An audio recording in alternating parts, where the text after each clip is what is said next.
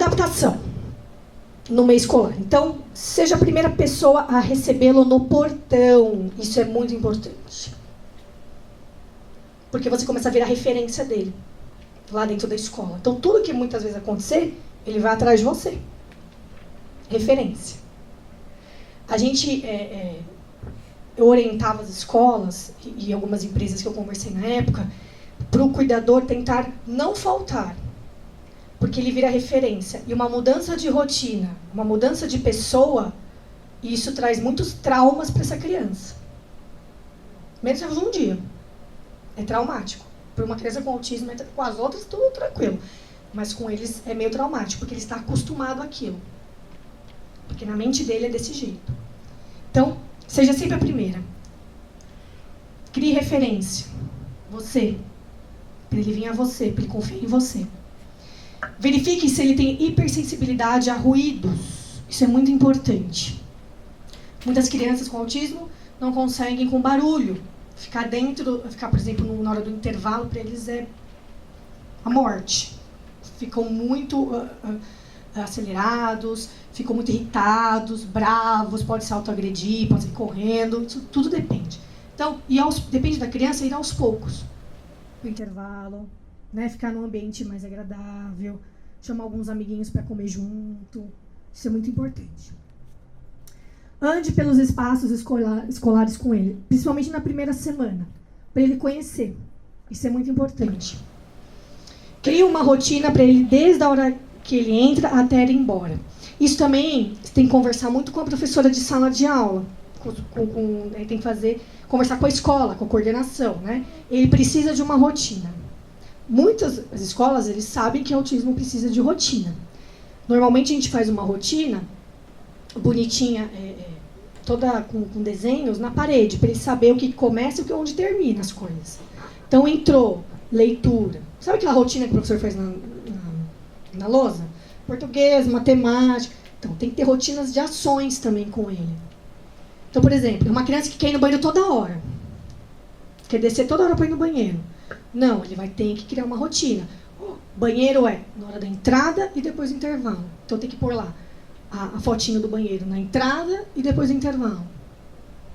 E sempre com fotos, com figuras. Isso é muito importante. Vocês mostrarem para ele que isso é muito importante. Depois a hora de ir embora. Né? Então, principalmente essas questões que vocês vão trabalhar, principalmente da alimentação e do banheiro, precisa estar dentro da rotina deles. Senão eles vão querer ir toda hora, querer comer toda hora, querer pegar o lanche, fazer tudo tudo bagunçado. Então, precisa estar dentro da rotina deles. E vocês têm que seguir também essa rotina com eles. Se eles já têm uma rotina pré-estabelecida, tem que seguir a rotina com eles. Pode. A rotina, então, auxilia aí na adaptação da criança. Pergunte para a família também quantas vezes vai ao banheiro naquele período. Se ele está de manhã, a mãe sabe mais ou menos, ele vai umas 3, vai 2. E você tem que colocar isso na rotina dele também dentro do período escolar, tá? Porque a gente sabe que tem crianças que querem ir toda hora. Pode ter com deficiência, eu sei deficiência. Querem ir toda hora, porque ninguém quer ficar dentro da sala de aula. Porque é chato. Nenhuma criança quer. Então, imagina uma criança com deficiência e um autista ainda super hiperativo que quer correr pela escola inteira. Então, precisa ter essa rotina. Colocar os horários de banheiro e fazê-lo todos os dias é fundamental para a rotina. Sempre manter aquilo. Se você colocar na hora da entrada e na hora depois do recreio, é todo dia dessa forma. Ai, hoje não deu. Não, não tem que não dar. Tem que ser todo dia dessa forma, porque eles funcionam desse jeito.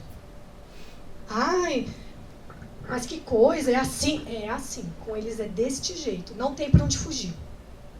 Tá? Se for no começo, é no começo. Se você mudar isso, ele já vai estranhar, ele já vai começar a dar complicação aí na questão do comportamento. Alimentação. Isso é um grande problema, principalmente com os autistas, por causa da seletividade alimentar, de não gostar de certos alimentos. Então, muitas vezes a família manda os alimentos, né? Que nem tem um menininho lá que só come bolacha e não come mais nada, só bolacha. Nem água, açúcar, ele não toma nada, só quer bolacha. Ele toma uma coisa lá, sei lá o que é, todinho, mas ela não leva, ela só leva bolacha, só manda bolacha para ele, né? Então, tem que ver o que ele gosta. Porque se você for pegar, como eu disse, os alimentos que é oferecido para a escola, você vai jogar fora. Ah, mas ele tem que comer. Nessa questão não tem como forçar. Tá? Porque isso é um tratamento que eles têm que fazer, é todo um processo aí que vai se inserindo alimentos diversos para eles ao longo do tempo.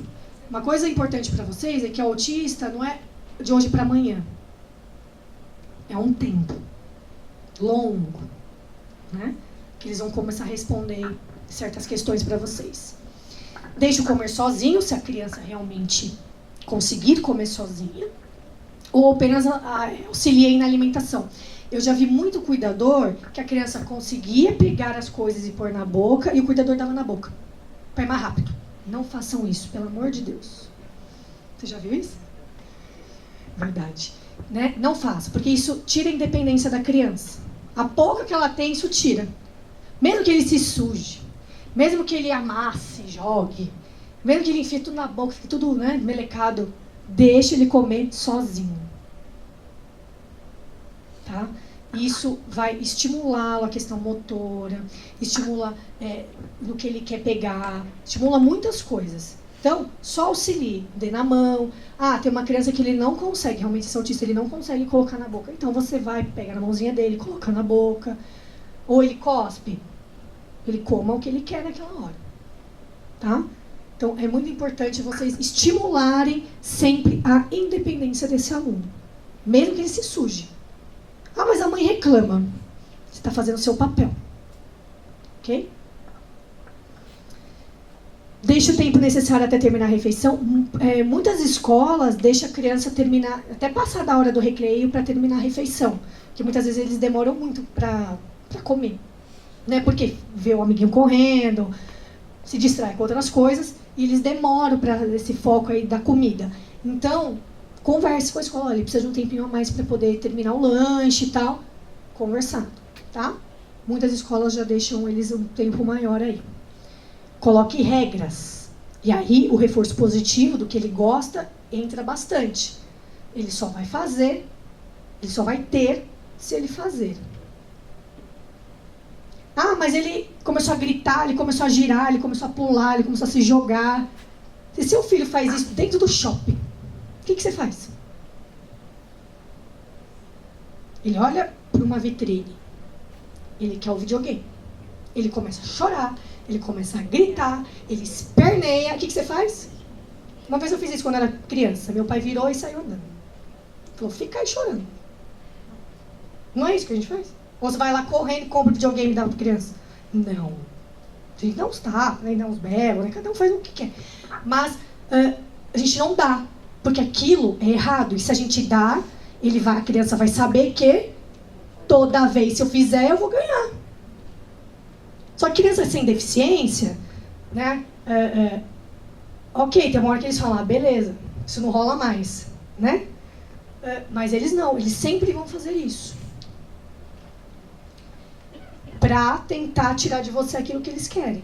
Então, não dê. Se ele estiver berrando, se ele estiver gritando, se ele estiver pulando, não dê. Só dê quando ele acabar. Ele parou, porque eles param. Quando ele parar, você dá. Que aí ele vai saber que, eu parei, ela deu. Então, aquilo que eu estou fazendo não está adiantando. Ele tem que ser trabalhado, estimulado dessa forma. Ok? Tá? Só quando ele parar. Que nem a gente tem lá um menininho que ele grita. Ele sabe inglês, ele fala inglês, ele desenha, ótimo desenhista, mas ele grita.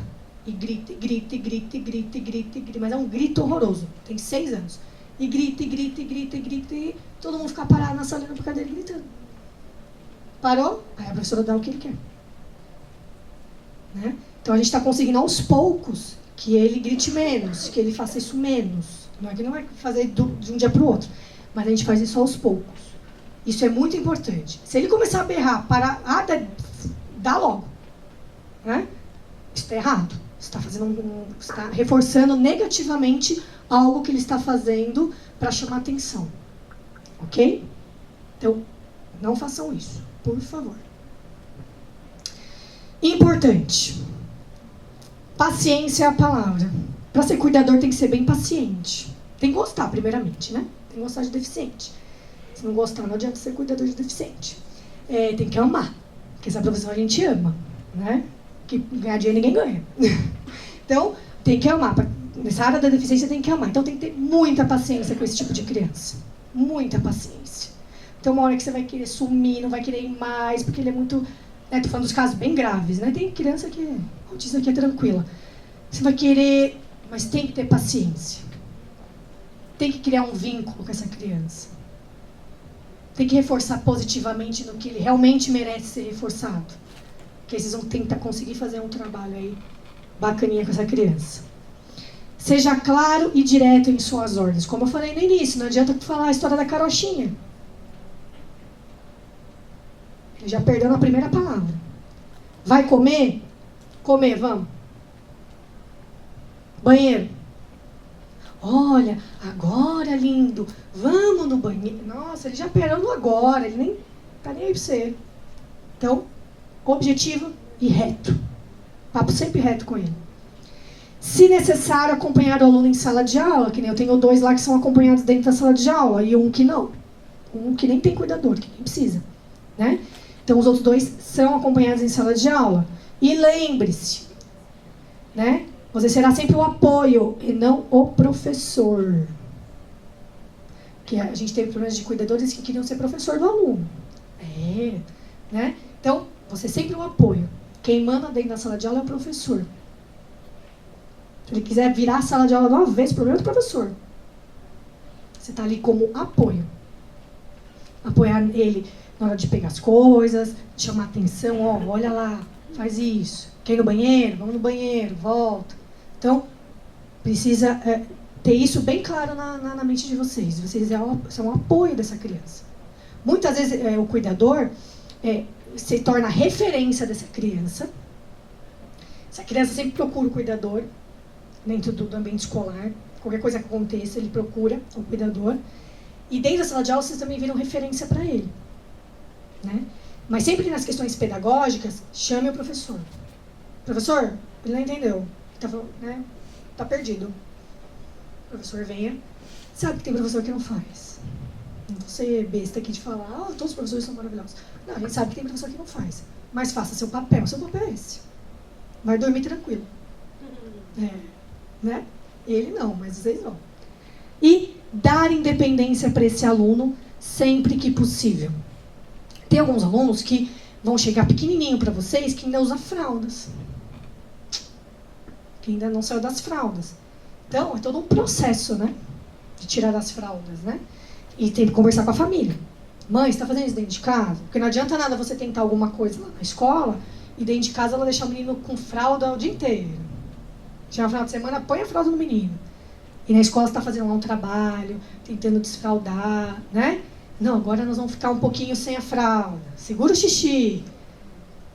Às vezes acontece isso também, tá? Então, sempre conversando com a família.